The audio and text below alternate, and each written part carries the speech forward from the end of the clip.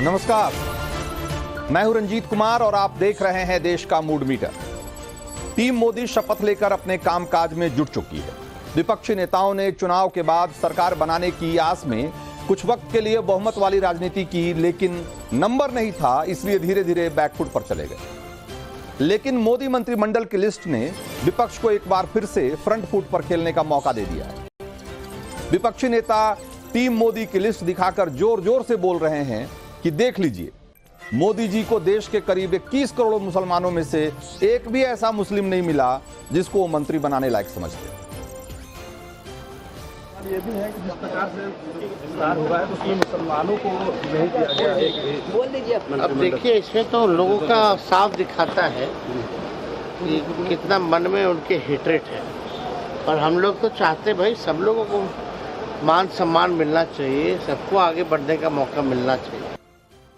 जो राजनीति रही है वो कहीं ना कहीं आपस में टकराव पैदा कर राज करने की रही है।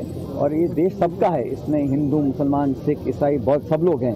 लेकिन भारतीय जनता पार्टी का जो संसदीय दल है या जो कैबिनेट है, उसमें देश की जो परछाई है वो कहीं ना कहीं कम दिखती है, जितनी होनी चाहिए उतनी है नहीं। तो मोदी के मंत्रिमंडल में किसी मुस्लिम के न होने पर विपक्ष ने जो हमला बोला है, उसी से जुड़े हैं आज हमारे सवाल भी, जिनका कि आपको देना है जवाब और जिसके जरिए घूमेगा देश का मूड मीटर। तो जरा जल्दी से देख लेते हैं कि आज कौन कौन से सवाल हैं मूड मीटर में, जिसको कि स्कैन करके आपको जवाब देना है। सवाल नंबर 1, किसी मुस्लिम को मंत्री नहीं बनाने के मोदी के फैसले को कैसे देखते हैं आप?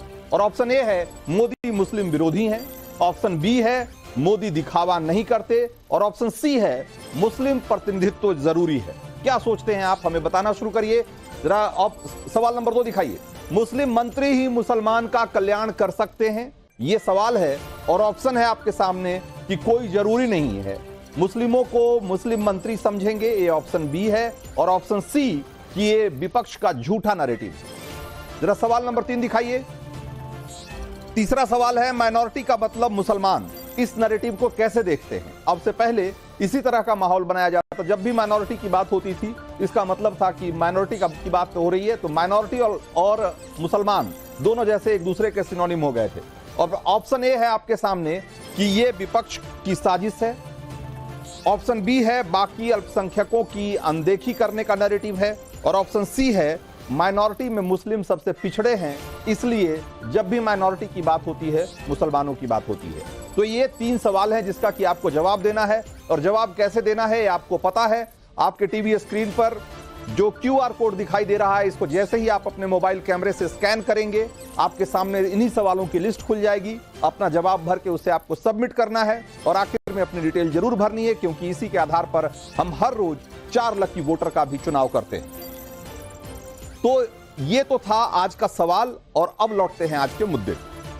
विपक्ष की डिक्शनरी में माइनॉरिटी का मतलब सिर्फ मुस्लिम होता है, लेकिन संवैधानिक तौर पर माइनॉरिटी में मुस्लिम के साथ साथ सिख, ईसाई, बौद्ध, जैन और पारसी भी आते हैं। उस हिसाब से अगर देखिए तो मोदी सरकार में अभी 5 मंत्री अल्पसंख्यक समुदाय से आते हैं, और वो 5 मंत्री कौन कौन हैं वो आपको एक बार जरा दिखाते हैं। तो सबसे पहले हरदीप सिंह पुरी सिख समुदाय से हैं, पेट्रोलियम मंत्री हैं और यूपी से राज्यसभा सांसद हैं। तो ये आप देखिए जरा। उसके बाद दूसरे जो मंत्री हैं रवनीत सिंह बिट्टू, ये भी सिख समुदाय से आते हैं, और ये लुधियाना सीट से चुनाव हारे हैं, बावजूद इसके इनको मंत्री बनाया गया है। किरेन रिजिजू बौद्ध हैं, इनको इस बार संसदीय कार्य मंत्री के अलावा अल्पसंख्यक मामलों के मंत्री भी बनाया गया है, और ये बौद्ध, ये अरुणाचल प्रदेश से आते हैं, जैसा कि आपको पता ही होगा। जरा आगे दिखाइए, जॉर्ज कुरियन ईसाई हैं, और इनको अल्पसंख्यक मंत्रालय में राज्य मंत्री का दर्जा दिया गया है, और इस बार ये भी चुनाव हारे थे, बावजूद इसके इनको मंत्री बनाया गया है, क्योंकि इन्होंने केरल में क्रिश्चियन कम्युनिटी के बीच बीजेपी की जो स्वीकार्यता है उसको बढ़ाने के लिए पिछले 25-30 सालों में बहुत बड़ा काम किया है, ऐसा पार्टी मानती है। अब आगे बढ़िए, अगले जो मंत्री हैं वो हैं रामदास अठावले भी बौद्ध समुदाय से आते हैं, और सामाजिक न्याय और अधिकारिता मंत्रालय इनको दिया गया है। और राज्य मंत्री का दर्जा है इनका, और महाराष्ट्र से राज्यसभा सांसद है। तो ये 5 सांसद हैं, 5 जिनको की, या 5 मंत्री हैं जो कि अल्पसंख्यक समुदाय से आते हैं, और इनकी बात नहीं हो रही। बात क्या हो रही है कि भाई एनडीए के सरकार में इस बार कोई मुसलमान मंत्री नहीं, एनडीए सरकार में मुस्लिम मंत्री न होने का आरोप, इसको कैसे देखा जाए। इस हालात को समझने के लिए पहले यह समझना चाहिए कि इस बार एनडीए से कितने मुस्लिम सांसद जीतकर लोकसभा पहुंचे। तो जवाब है 0। अब सवाल है कि कितने मुस्लिमों को बीजेपी ने टिकट दिया था, तो इसका जवाब है 1। बीजेपी की तरफ से केरल की मल्लपुरम लोकसभा सीट से डॉक्टर अब्दुल सलाम को टिकट दिया गया था, लेकिन वो चुनाव हार गए। एनडीए की दूसरी पार्टियों ने भी कुछ मुस्लिम कैंडिडेट उतारे थे, लेकिन सारे के सारे हार गए। जैसे लक्षद्वीप से एनसीपी अजित पवार गुट ने यूसुफ टीपी को कैंडिडेट बनाया था। लक्षद्वीप में 98% से ज्यादा मुसलमान हैं, 98% से ज्यादा मुसलमान हैं लक्षद्वीप में, और इस लक्षद्वीप को भारत के टूरिस्ट मैप पर लाने के लिए पीएम मोदी ने क्या नहीं किया, और आपने तस्वीरें देखी होगी। लेकिन यूसुफ टीपी को कितने वोट मिले पता है आपको? 201 वोट मिले लोकसभा चुनाव में। जेडीयू ने भी एक मुस्लिम को टिकट दिया था, लेकिन वो भी हार गए। एलजेपी ने किसी मुस्लिम को टिकट नहीं दिया था, और इसी तरीके से बीजेपी के जो दूसरे सहयोगी दल हैं, उन्होंने भी मुसलमान कैंडिडेट बहुत नहीं खड़े किए। और जब मुस्लिम सांसद जीतकर ही नहीं आए, तो ऐसे में किसी मुस्लिम को मंत्रिमंडल में शामिल करना एक तरह से दिखावे की ही राजनीति होती है, जो कि मोदी ने नहीं किया। ये समझने के लिए कोई पॉलिटिकल साइंस का कोर्स करने की अलग से जरूरत नहीं है कि किसी भी पार्टी को जो उम्मीदवार चुनना होता है उसके पीछे क्या देखा जाता है। उसमें सबसे अहम होता है कि जीतने की संभावना कितनी। और यह बात भी किसी से छिपी हुई नहीं है कि जातीय धर्म वाला फैक्टर टिकट के बंटवारे में कितना मायने रखता है। तो दक्षिणपंथी और भगवा सियासत के केंद्र में रहने वाली जो बीजेपी है, वो हर सीट पर उसने भी ये टटोला होगा कि कौन सा उम्मीदवार असरदार होगा, कौन सा उम्मीदवार चुनाव जीत करा सकता है। चुनाव में मुस्लिम आरक्षण के खिलाफ खुलकर बोलने के बावजूद बीजेपी को केरल की मल्लपुरम से मुस्लिम आबादी के लिहाज से एक मुस्लिम कैंडिडेट बेहतर लगा, तो उसने वहां मुस्लिम कैंडिडेट उतारा। बाकी सीटों पे हालात नहीं थे, इसलिए नहीं उतारे गए। इसलिए बार बार कहना कि आजादी के बाद ये पहली सरकार है जिसमें कोई मुस्लिम मंत्री नहीं है, ये नैरेटिव भी एक तरीके से मुसलमानों को भड़काने और उकसाने वाला है। जो पार्टियां एनडीए सरकार पर मुस्लिम विरोधी होने का आरोप लगा रही है, उनकी भी हालत देख लीजिए। उन्होंने इस बार कितने लोगों को टिकट दिया और कितने लोग जीत कर आए। कांग्रेस ने 2019 में 34 मुस्लिमों को टिकट दिया, लेकिन इस बार 19, मतलब कमोबेश आधा। समाजवादी पार्टी ने पिछली बार 8 मुसलमानों को टिकट दिया था, लेकिन इस बार सिर्फ 4 मुसलमानों को टिकट दिया, हालांकि वो चारों जीते। आरजेडी ने पिछली बार 5 मुसलमानों को उम्मीदवार बनाया था, लेकिन इस बार बिहार में लालटेन के टिकट पर सिर्फ 2 मुस्लिम प्रत्याशी मैदान में थे और दोनों हार गए। बंगाल से दीदी ने पिछली बार 13 मुसलमानों को उतारा था, इस बार 6 से आगे नहीं बढ़ पाई। तो क्या इन सबका मुसलमानों से लगाव टिकट के अनुपात में ही आधा हो गया? इन्होंने अगर कैंडिडेट की संख्या आधी कर दी इस बार, तो यह मान लिया जाए कि मुसलमानों को जितना प्यार करते थे या मुसलमानों से जितना लगाव था वो सब आधा हो गया। जाहिर सी बात है कि इन्होंने भी जीत की संभावना टटोलने के बाद ही मुस्लिम प्रत्याशियों की संख्या घटाई होगी।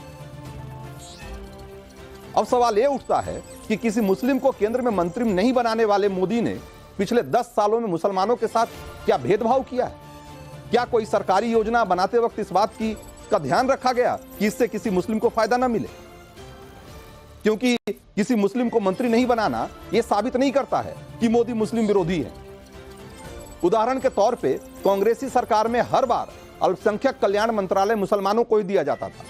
आप नहीं न हो तो आप उठाकर देख लीजिए, 2004 से 2014 तक सारे मुस्लिम मंत्री थे अल्पसंख्यक कल्याण मंत्रालय में। तो क्या इस तरीके से इसको देखा जाए कि ये बौद्ध, जैन, ईसाई, सिख और पारसियों के साथ भेदभाव कर रहे थे?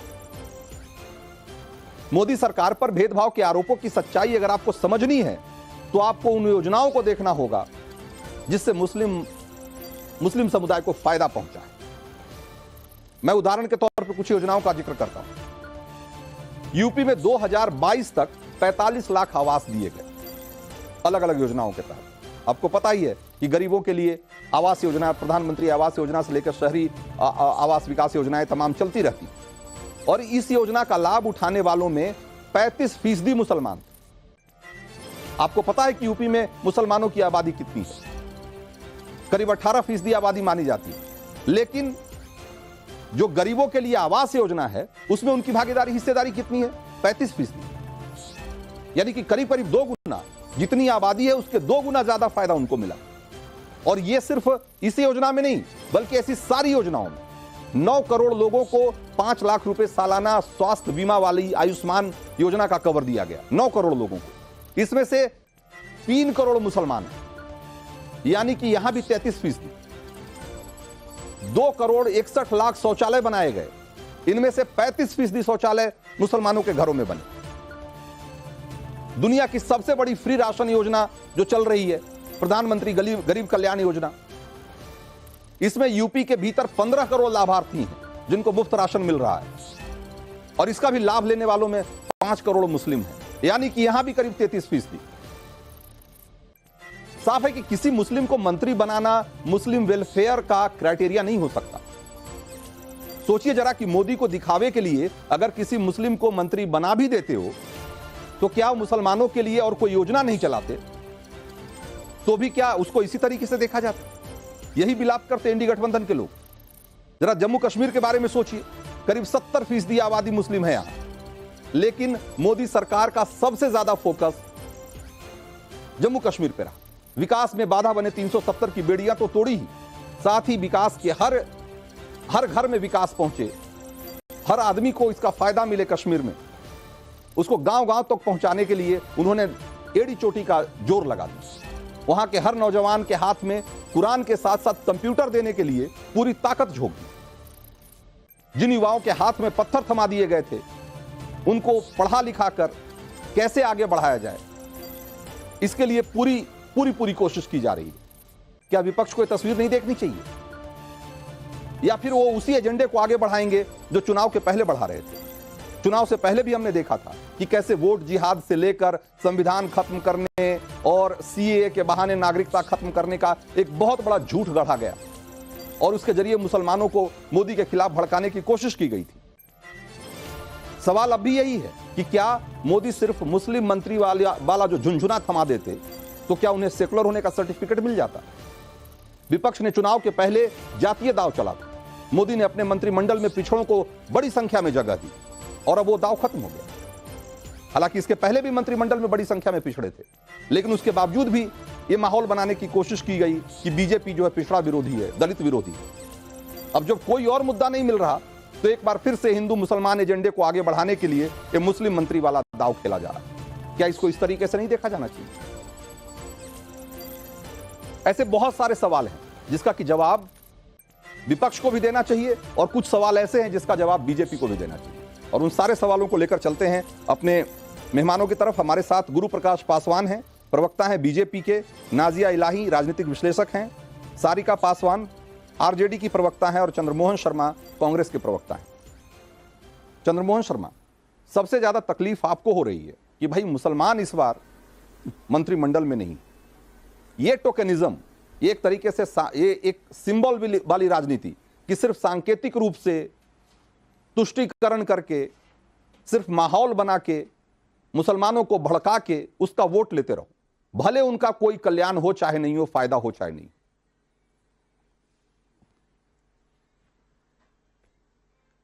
देखिए रंजीत जी, आपकी डिबेट में जब मैं बैठा था तो 6 बजे थे, 6:20 हो गए और 6:20 पे जो काम भाजपा को अगर हमारे प्रेजेंट पे करना चाहिए वो 20 मिनट में आपने पूरा करा। आपने देश की बात नहीं करी, सिर्फ तो आपने ये बात करी कि विपक्ष ने क्या पेशेंट खड़ा करा, मुसलमानों के लिए किया, और भाजपा जो है मुसलमानों के प्रति नहीं है। नहीं, मैं आप पे कटाक्ष नहीं कर रहा हूं, मैं अपनी बात में देश की जनता को बता रहा हूं। मैं तो अपनी बात में देश की जनता को बता रहा हूं कि कांग्रेस का विपक्ष का नेता प्रवक्ता जो बात करे नहीं निकलेगा। ये आप ही की बात का जवाब है बीच में कि उसको पहले एंकर का जवाब देना है फिर प्रवक्ता का देना। बात आती है आपके प्रश्न पे शुरू करते हैं। क्यों 145 करोड़ जनमानस में देश का नागरिक मुसलमान नहीं है? क्या देश के प्रधानमंत्री अपने शपथ समारोह के अंदर बांग्लादेश की प्राइम मिनिस्टर को बुला देते हैं और उस मैनेजर को बुला देते हैं जो भगवान श्री राम का लिए अपमानित शब्द बोलता है और उसको स्वागत समारोह में बुला लेते हैं? तब आपने प्रश्न क्यों नहीं खड़ा करा? उस दिन के स्वागत समारोह के अंदर वो व्यक्ति क्यों आया जिसने भगवान राम के ऊपर अपमानित शब्द कहे थे? क्यों बुलाया गया? क्या उसे मुसलमान समझ के बुलाया गया था? क्या उसे हिंदू विरोधी बात कहने के लिए बुलाया गया था? कहां भगवान राम? बिल्कुल नहीं, बिल्कुल नहीं, भगने नहीं दूंगा रंजीत जी, भगने नहीं दूंगा मैं आपको, भगने नहीं दूंगा।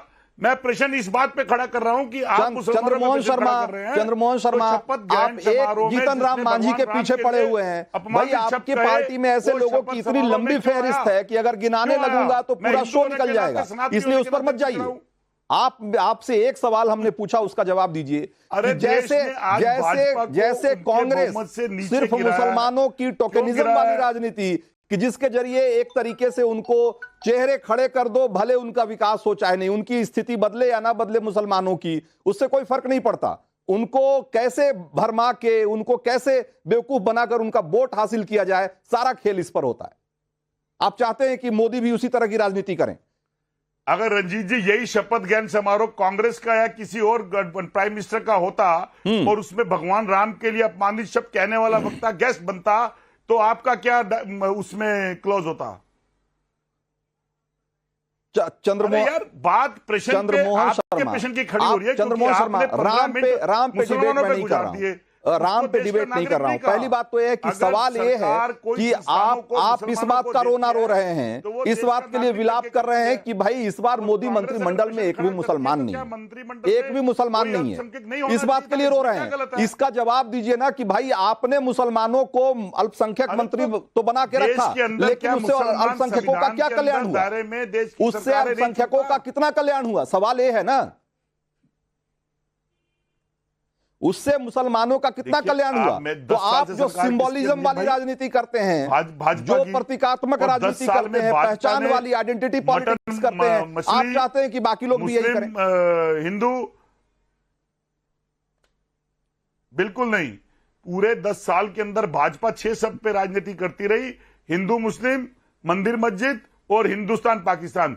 6 शब्द निकाल दो, गुरु प्रकाश जी बात ही नहीं करेंगे, क्योंकि आपके चैनल पे भी वही बात होगी। अब सरकार चंद्रमोहन शर्मा, चंद्रमोहन शर्मा भाजपा को दे दिया सच्चर कमेटी की रिपोर्ट गठबंधन की, सच्चर कमेटी की रिपोर्ट गठबंधन है, सच्चर कमेटी की रिपोर्ट आने के पहले इस देश में 50 साल 60 साल किसने शासन किया था? प्रश्न भी ना खड़ा करें हम। चंद्रमोहन शर्मा एक मिनट रुक जाइए। सच्चर कमेटी की रिपोर्ट कब आई? और जिसमें सच्चर कमेटी की रिपोर्ट में बताया गया कि भाई मुसलमानों की हालत दलितों से भी खराब है, दलितों से भी खराब है सो कॉल्ड, ये कहा गया। और उस रिपोर्ट के आने के पहले इस देश में 50-60 साल कौन शासन कर रहा था? आप ही कर रहे थे ना, और मुसलमानों को सो कॉल्ड प्रतिनिधित्व भी दे रहे थे आप अपने मंत्रिमंडल में। तो कितना उससे उसका भला हो गया, कितना कल्याण हो गया, ये एक सवाल है ना जिसका कि जवाब आपको देना चाहिए। दे रहा हूं मैं रंजीत जी। देखिए क्या है कि 3 टर्म की सरकार के लिए जिस तरह से 2 व्यक्ति की सरकार हम 2 हमारे 2 हो गई और नेहरू जी के मुकाबले में चली रही, जिसमें नेहरू जी के पहले टर्म पर 364 सांसद थे, दूसरे टर्म पे 354 थे, तीसरे पे 361 थे, और आपके पास क्या था? 282, 303 और 240, टोटल में 825। फिर आप नेहरू और मोदी की तुलना करने लग गए। 508। मैं जो सवाल कर रहा हूं उसका आपने तय कर लिया है कि उसका जवाब नहीं देंगे। देश के अंदर मुद्दे वहीं के वहीं रहे। गुरु प्रकाश पासवान के पास में जाऊंगा। आप चूंकि जवाब नहीं दे रहे ना, आप उन सवालों का जवाब देने की बजाय आप पता नहीं कौन सा थियरी लेकर आप आए हैं, कौन सा आंकड़ा लेकर आए हैं आप। मैं पूछ रहा हूं कि भाई अगर इतने लोगों को मंत्री बनाया जा रहा था, और जब केरल से एक ऐसे आदमी को भी आप सिर्फ इसलिए कि वो ईसाई है, एक ऐसे आदमी को अगर मंत्रिमंडल में शामिल कर सकते थे जो चुनाव भी नहीं जीता है, तो भाई एक मुसलमान को भी अगर एक जगह मिल जाती तो क्या फर्क पड़ जाता? इतना छोटा दिल क्यों कर लेती है बीजेपी? नहीं देखिए रंजीत जी, ऐसा है कि मैं अभी कांग्रेस के साथी प्रवक्ता की बातों को सुन रहा था, और मुझे लगता है कि ये लोग तैयारी करके नहीं आते हैं, पढ़ के नहीं आते। तारिक मंसूर कौन है?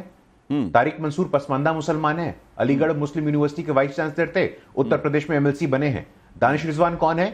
उत्तर प्रदेश में कैबिनेट मंत्री हैं, पहली बार कोई पसमानदा मुसलमान मंत्री बना है तो अब बना उत्तर प्रदेश में। सईद जुल्फान कौन है? ये जम्मू कश्मीर से राज्यसभा में चुन करके आने वाले पहले राज्यसभा सांसद हैं। तो मुझे लगता है आपसे हमें प्रमाण पत्र लेने की जरूरत नहीं है। सिकंदर बख्त कौन है? सिकंदर बख्त भारतीय जनता पार्टी के संस्थापक सदस्य रहे। नजमा हेपतुल्ला कौन है? एपीजे अब्दुल कलाम कौन है? आपको इनकी चिंता नहीं है। आपको चिंता नहीं कि एपीजे अब्दुल कहां है, नजमा हेपतुल्ला कहां है। आपको किससे मतलब है? बाटला हाउस में इंकाउंटर हो गया, और बाटला हाउस में इंकाउंटर हुआ तो सोनिया गांधी की आंखों में आंसू आए थे। आपको इनकी चिंता नहीं है। आपको तुष्टीकरण की राजनीति करनी है। आपको इसकी चिंता नहीं है कि ट्रिपल तलाक खत्म होता है तो मुसलमान समाज की महिलाओं को लाभ होता है। आपको इसकी चिंता नहीं है।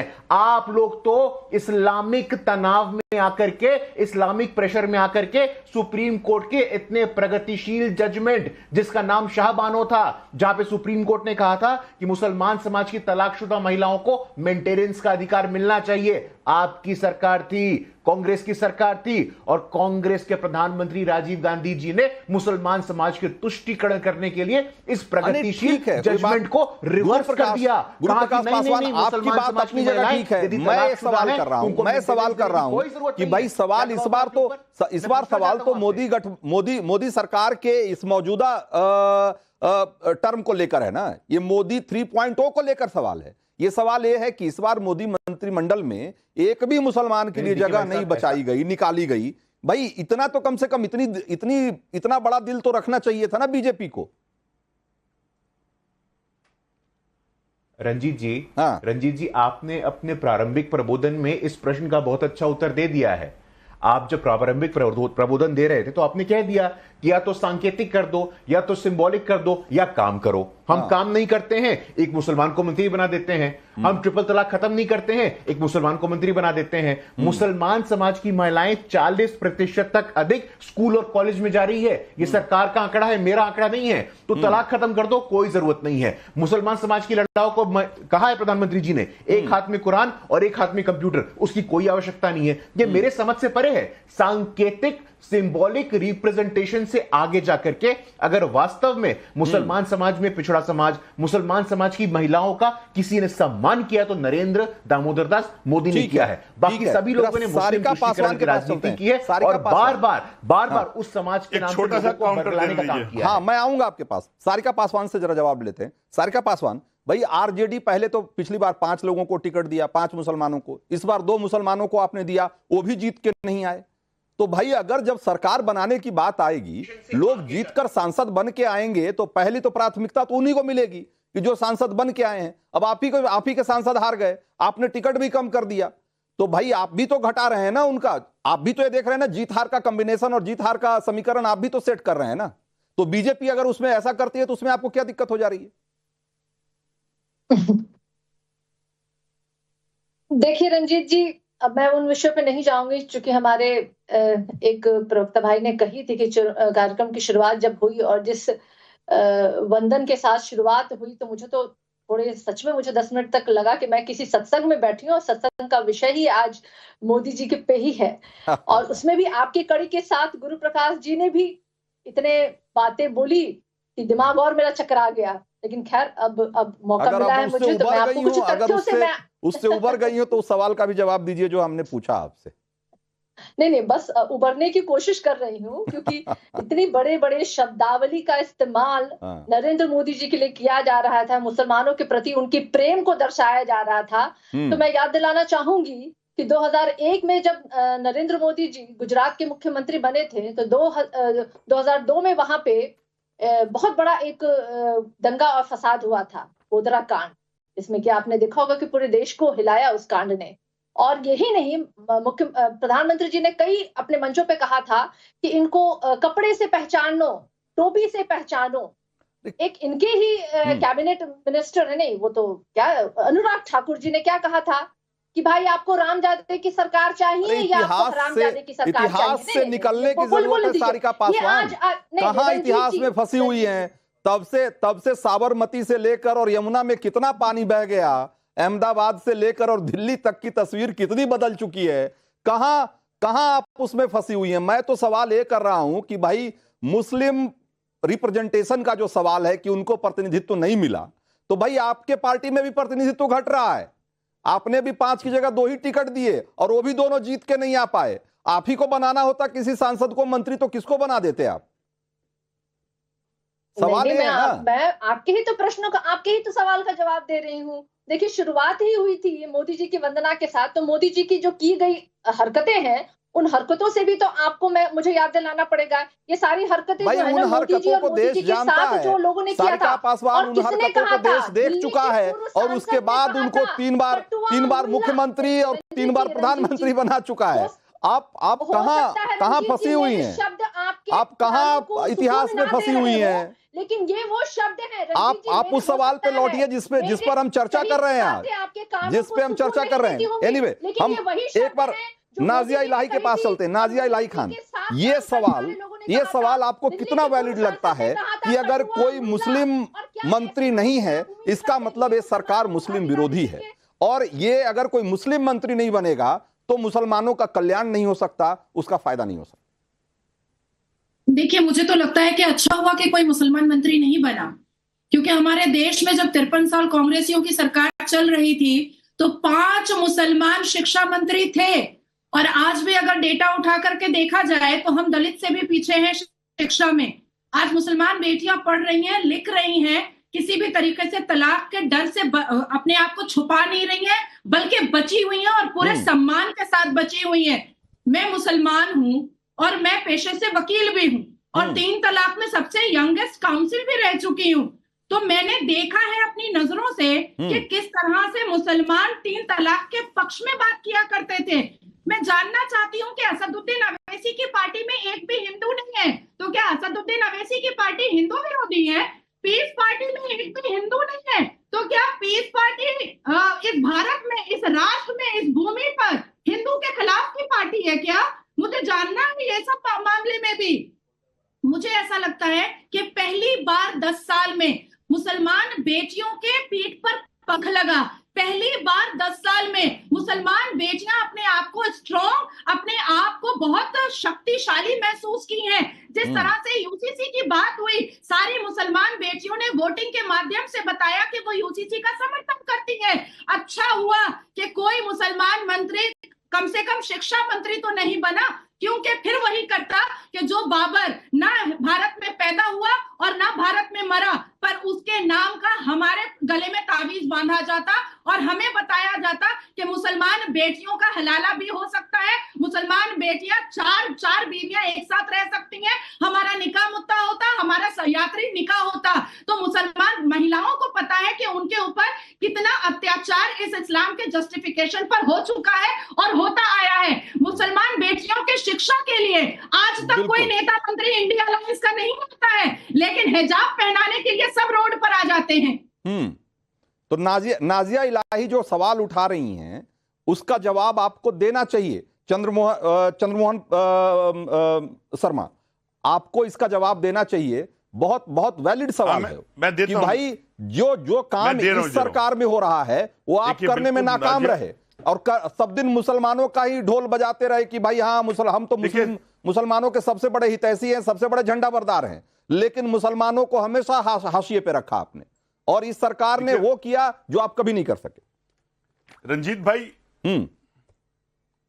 रंजीत जी डिस्टर्ब मत करिएगा, जैसे आपने उनकी बात सुनी थी मुझे भी बोलने दीजिएगा। बिल्कुल मेरी बहन का दर्द स्वाभाविक है और जल्दी बोलिए, दर्द के साथ समय कम लेकिन है। उनके, अरे सुन लीजिए, मैं उनके दर्द के साथ हूं, लेकिन उनके दर्द में एक बात जोड़ना चाहता हूं। अभी जो संघ के शांतनु सिन्हा है, जिन्होंने अमित वाले पे ब्लेम लगाया है कि वो भाजपा के जो नेताओं के साथ अनैतिक संबंध बनाते हैं, उसका क्या करेंगे आप?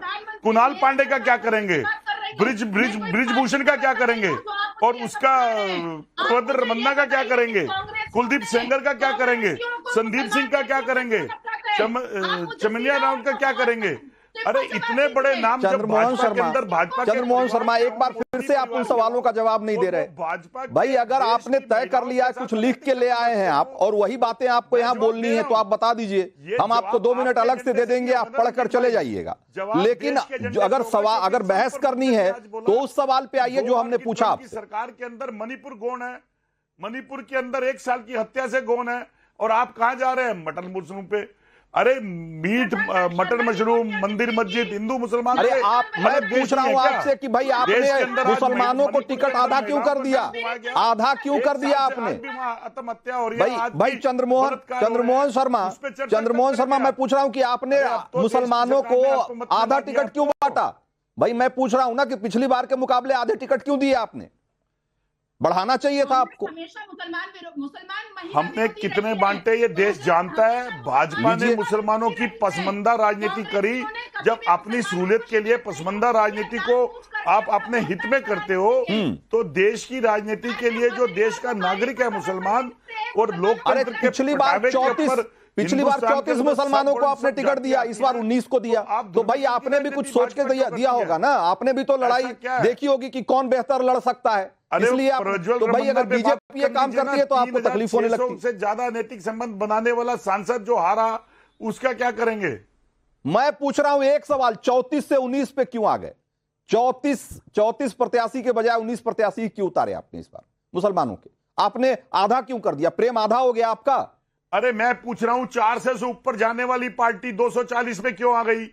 400 का दम रखने वाली उस देश के प्रधानमंत्री। भाई सवाल तो आप उठा रहे हैं ना, सवाल तो आप उठा रहे हैं कि भाई मुसलमानों को मंत्री क्यों नहीं बनाया, मुसलमानों को मंत्री क्यों नहीं बनाया? तो वही सवाल तो मैं आपसे पूछ रहा हूं कि मुसलमानों को टिकट आधा क्यों कर दिया? गठबंधन पे क्यों उतर गई? उस निकम्मा दल एनडी। मैं चाहता हूं कि जरा लोगों की राय भी यहां शामिल कर लें, लोगों की राय भी शामिल करें कि जरा देखते हैं कि इस आरोप पर लोग कैसे रिएक्ट कर रहे हैं। जरा दिखाइए। हमने सवाल पूछा था कि किसी मुस्लिम को मंत्री नहीं बनाने के मोदी के फैसले को आप कैसे देखते हैं, और इस सवाल के जवाब में क्या कह रहे हैं लोग? 91% लोग कह रहे हैं कि मोदी दिखावा नहीं करते, और सिर्फ 3.5% लोग कहते हैं कि मोदी मुस्लिम विरोधी हैं। 5.5% लोग कहते हैं कि मुस्लिम प्रतिनिधित्व जरूरी है, ये होना चाहिए था, लेकिन 91% लोग मानते हैं कि ये दिखावे वाली राजनीति नहीं करते। सवाल नंबर 2 हमने पूछा था कि मुस्लिम मंत्री ही मुसलमान का कल्याण कर सकते हैं क्या, और इस सवाल के जवाब में कह रहे हैं 57% लोग कहते हैं कि ये विपक्ष का झूठा नैरेटिव है, और 40% लोग कहते हैं कि ये बिल्कुल जरूरी नहीं है कि कोई मुसलमान मंत्री ही मुसलमान का भला कर पाएगा, कोई भी कर सकता है। और सवाल नंबर 3, माइनॉरिटी का मतलब मुसलमान, इस नैरेटिव को आप कैसे देखते हैं? और इस नैरेटिव के जवाब में, इस सवाल के जवाब में लोग क्या कह रहे हैं जरा देखिए, इसका भी जवाब दिखाइए। ये विपक्षी साजिश है ऐसा मानने वाले लोग 61% लोग हैं, और करीब 36% लोग कह रहे हैं कि बाकी अल्पसंख्यकों की अनदेखी की साजिश है, अनदेखी का प्लान है, इसलिए इस तरह की बातें कही जाती है। और सिर्फ 3% लोग कहते हैं कि माइनॉरिटी में मुसलमानों की स्थिति सबसे खराब है, इसलिए हर बार माइनॉरिटी और मुसलमान एक साथ बोला जाता है। तो ये है लोगों की राय। अब इसको देखने के बाद भी चंद्रमोहन शर्मा, अगर आप ये कहेंगे कि भाई लोग आपके इस आरोप पर कैसे रिएक्ट करते हैं, तो ये आपको एक बार इसके जवाब देख लेना चाहिए। एक बार गुरु प्रकाश के पास जाता हूं मैं।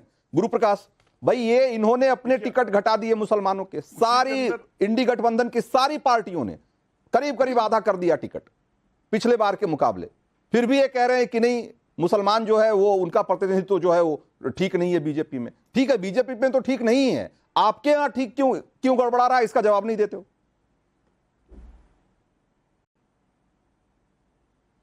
नहीं रंजीत जी, उनके पास कोई जवाब नहीं है। देखिए, प्रधानमंत्री जी जब पहली बार 2014 में दिल्ली आए, उन्होंने तभी कहा था सबका साथ, सबका विकास, सबका विश्वास और सबका प्रयास। न धर्म के नाम पे, न जाति के नाम पे, न भाषा के नाम पे, न क्षेत्र के नाम पे किसी प्रकार का कोई भेदभाव नहीं करना है। लेकिन आज तक देश में सिस्टम क्या था, देश में मोडस ऑपरेंडी क्या था? जो कांग्रेस पार्टी, जिस कांग्रेस पार्टी के प्रधानमंत्री कहते हैं 2007 में सार्वजनिक रूप से कि देश के संसाधनों पे पहला हक मुसलमानों का है, उन्होंने क्या किया?